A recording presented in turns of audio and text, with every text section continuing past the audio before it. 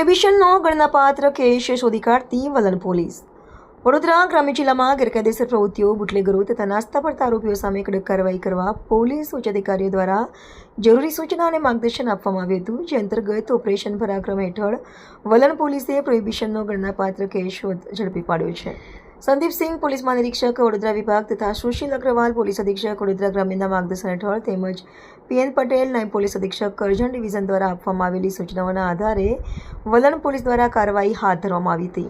દરમિયાન police inspector PT ચૌધરીને મળેલી બાતમીના આધારે વલણ ગામની સીમમાં નેશનલ હાઈવે 48 ઉપર આવેલ દેવનારાયણ હોટલના પાછળના રૂમમાં રેડ કરવામાં આવી હતી. રેડ દરમિયાન ત્રણેય સમૂહ સ્થળ પરથી મળી આવ્યા હતા. પોલીસે હોટલમાંથી વગર પાસ પરમિટે રાખવામાં આવેલા ભારતીય બનાવટના વિદેશી દારૂ તથા બિયરના ટીન કાર્ટન મળી કુલ રૂપિયા 5,07,089 નંગ, જેની કિંમત રૂપિયા 15,25,015 તેમજ મોબાઈલ ફોન નંગ 3 કિંમત રૂપિયા 15,000 મળી કુલ રૂપિયા 15,40,015 નો મુદ્દામાલ કબજે કર્યો હતો. આ અંગે વલણ પોલીસ સ્ટેશન ખાતે પ્રોહિબિશન એક્ટની કલમ 65A, 81 તથા 83 મુજબ ગુનો નોંધી ત્રણેય ઇસમો વિરુદ્ધ કાયદેસરની કાર્યવાહી હાથ ધરવામાં આવી છે.